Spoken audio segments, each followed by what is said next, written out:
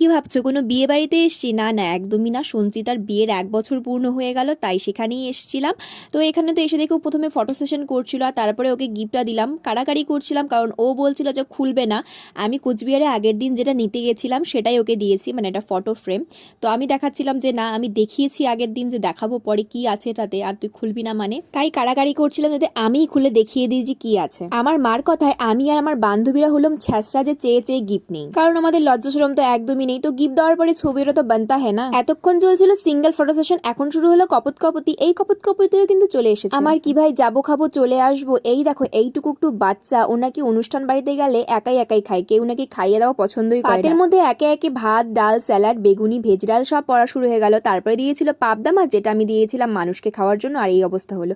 আর লাস্টে ছিল fried rice আর মাংস, তারপরে ছিল পাঁপড়। আর এখানে ওয়েট করছে আমাদের জায়গায় বসবে জন্য। তো এখন 11টা বেজে গেছে, বাড়ি যাবো। তো চলো আজকে টাটা।